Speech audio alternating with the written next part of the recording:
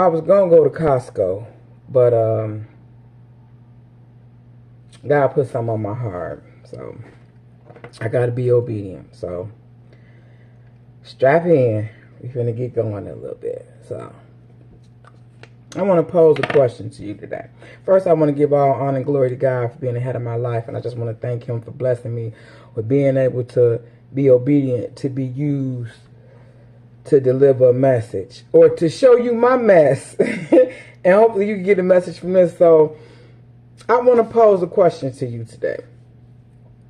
Are you surviving or are you thriving? Are you surviving? Because people talk about generational curses. You know, we be quick to talk about generational curses. But what about the generational blessings?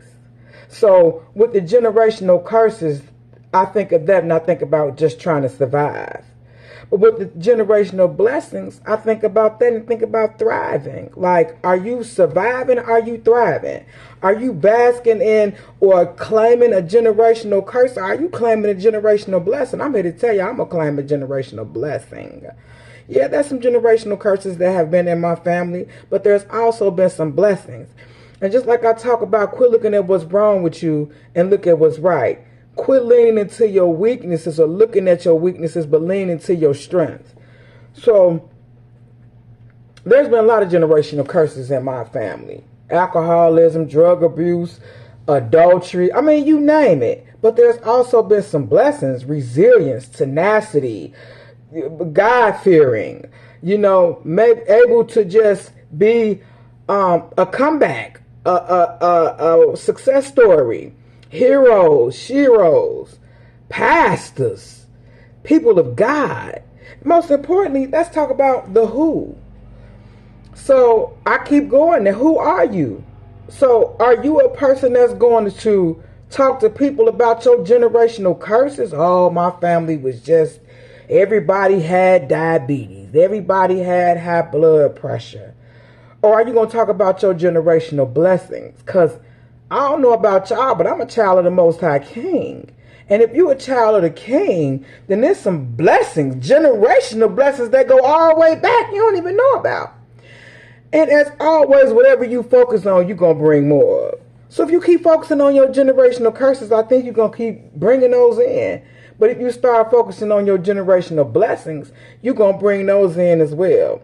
So are you going to walk in thriving and being blessed, or are you going to walk in surviving and being cursed? That's your choice.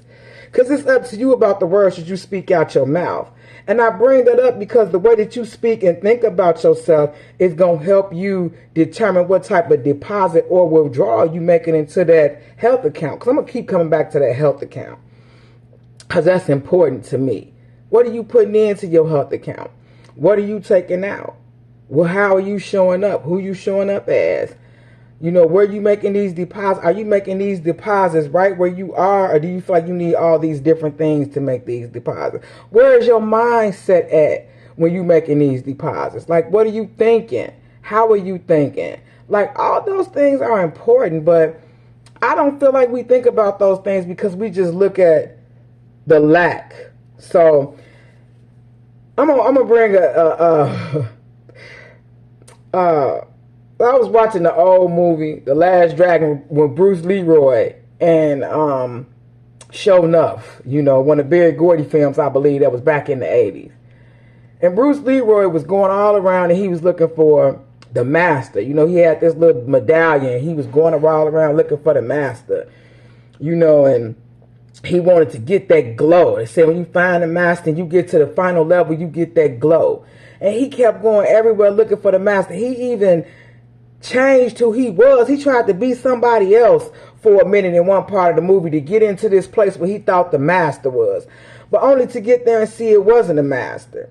You know, his brother told him, I don't even want people to know you my brother. So he was disowned by his own brother. You know, he was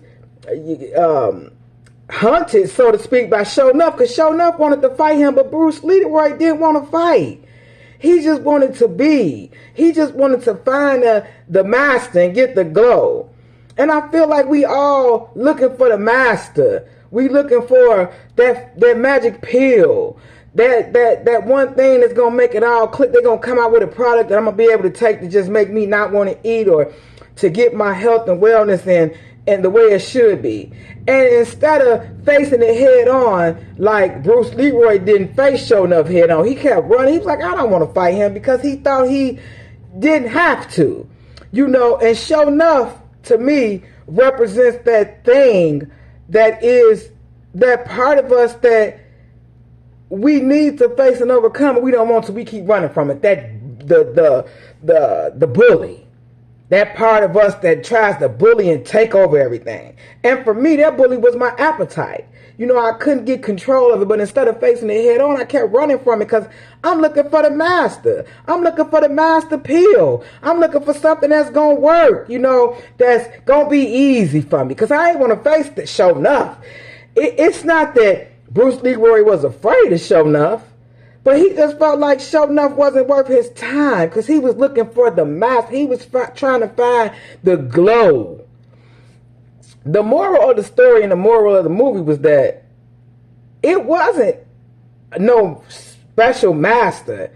The master was inside of him. The glow was what he was looking for was already inside of him. But he had to come up against Show Enough and fight Show Enough and face him head on before he realized everything he needed was already inside of him. So I implore you today, fight Show Enough. Fight that part of you that want to just eat, because what you need is already inside of you, and what you need is that's already inside of you is the God that resides in you, because you can do all things through Christ that strengthens you. He already had what he needed. He just didn't tap into it. It's just like I'm telling you, the best, most appetizing meal you have ever seen or heard or witnessed in your life is right in front of you. That's the word of God. God can do anything. You just got to ask him. You got to ask him, implore him, go to him. They said first seek the kingdom of heaven and everything else will be added. Seek God first and he going to give you everything you want, you need, and you desire. Lean into it. Step into it. Don't give up on yourself. You already got that glow. Even at the end, when he overcame Show Enough, he thought he was good. He had the glow. He beat Show Enough, and then the man shot him. The other little guy shot him. And what did he do? He caught the bullet with his teeth. Because he didn't really know what he was made out of. He was disowned. He was ridiculed. He was made fun of because he was different, because he wasn't doing what everybody else was doing. He was walking around New York with a hat on acting like he was Asian and he was a black guy. And people made fun of him. But guess what? In a world where you could be anything, you better try to be yourself. Because all the other positions are taken. It's people out here wanting to deceive you. Are you willing to be deceived, or do you want to make a change and turn your life around? And you're probably asking yourself, what is this woman selling? What's she trying to sell? I ain't trying to sell nothing. I take that back. I am trying to sell you something. I'm trying to sell you on you. Do you believe in yourself enough to get out there and do what you need to do? That's why I talked about looking at your accounts. Looking at your health resume. Make you a health resume. Look at what you deposit. Make you a health budget for your account. Can you afford to eat that candy? Can you afford to not work out?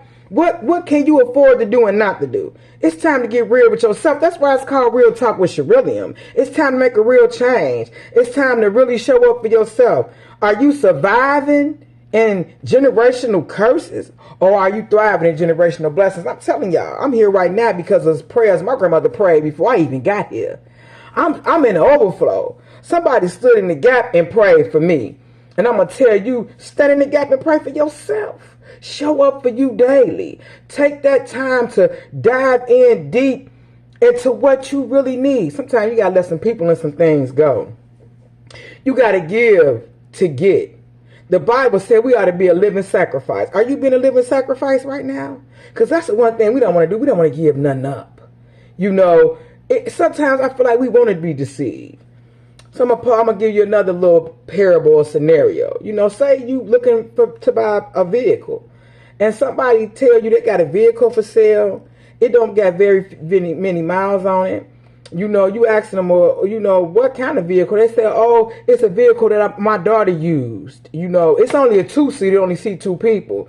They say, well, when did you buy it? And they tell you, you ask them when did they buy it, and they'll tell you they bought it a couple years ago, but that their daughter really didn't like it, so now that they're selling it. And then you ask them where did they get their vehicle from, and they tell you, you know, they got it from a reputable place. You know, they bought the vehicle from somebody else that didn't want it. And then you ask them, you know, well, how well does it run? You know, they tell you it runs great. It don't have a lot of miles on it. And you just all in for it. And you asking them why they selling it. And they're like, oh, my daughter really don't like it. I got it for her, but she just don't like the vehicle. And I want to get something different for her. And maybe you ask the person, well, let me pick it up. Or they say, you know what, don't worry about picking it up. I just want to get rid of it, so we'll bring it to you and have it delivered. And let's just say you wire them the money. You know, you Venmo, Zelle, what is the other one? Cash App them the money for the vehicle. And then they deliver the vehicle. And when you get the vehicle, it's a little, it's not a Honda. It's a Huffy. It's a little kid bike that sit two people, a little kid and a dog. But the person said it was a two-seater. And you looking at this like this ain't a car, this a bike. You didn't ask, was it a car or a bike? You looked at a vehicle. And the miles on it, the person just got it from somebody else. They bought it 2 years ago. So everything that they're telling you wasn't a lie. But you didn't ask the right questions and you didn't do your homework. So you get mad at the person like you done sold me a lie. You misled me. Did the person mislead you, or did you not do your homework and ask questions and got misled yourself? Because technically, a bike is a vehicle. Technically, that little bicycle that was a Huffy that set up one little person and a baby doll is a two-seater. Technically, the man did buy it for his daughter, but he didn't tell you his daughter was 3. You just assumed maybe the daughter was old and was driving a car. When they asked you how long they had it, he didn't lie about how long he had it because he had got it from somebody else and only had it the amount of time he had it. And why was he selling it? Because his daughter didn't like it. So when you go in the store to look at food, ask yourself them questions: the who, the what, the when, the where, the how, and the why. Who made this? Nestle, Nabisco. I'm not pouring no salt on nobody. When did they make it? What is this actually? Is this really what I'm thinking it is? When did they make it? Where was it made at? How was it made? And why do I really want it? That's when you go to do them other checks. Not just how was it made, but can I really afford to spend the money on it? Do I have that much currency in terms of physical currency, money, and then currency in terms of your health account? Can you really afford to spend that much or lose that much on this product that you buy? Question everything, because people and things are out there to deceive you, but only if you're willing to be deceived.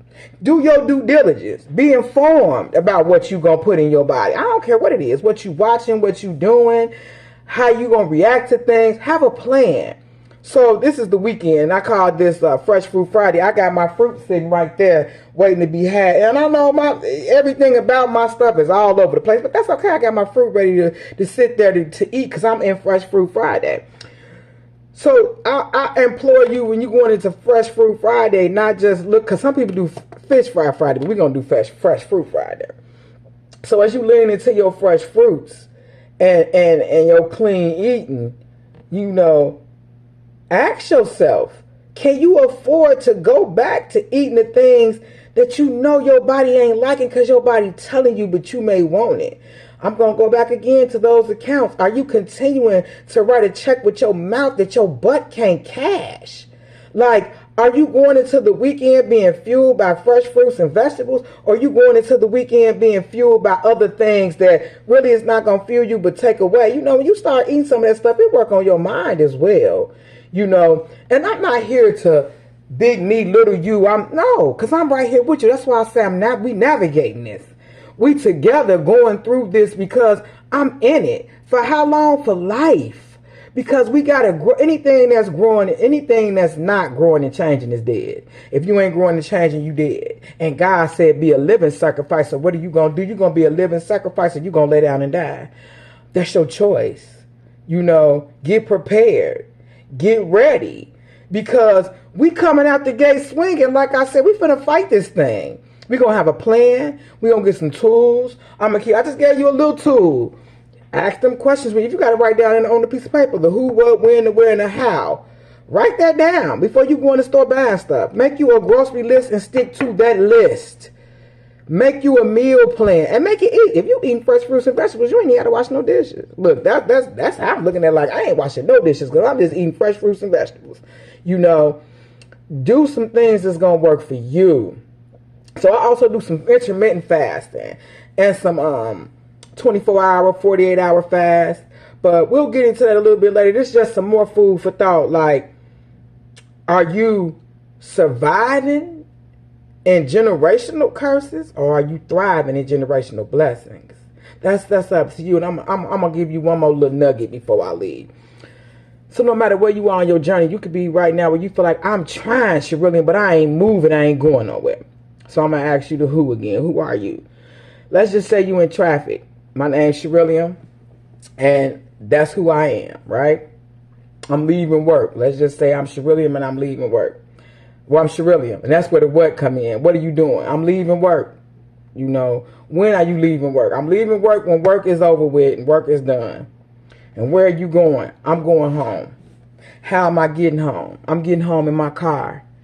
And why am I riding to get home in my car? Because I want to be home. Work is over with. I want to go home and relax. Because I'm done working. I want to relax. So if I'm in my car riding home on my way from work and I want to get home to relax and I'm in traffic and I hit a traffic jam and it's not moving, ain't nothing moving, it's just bumper to bumper, we just sitting there.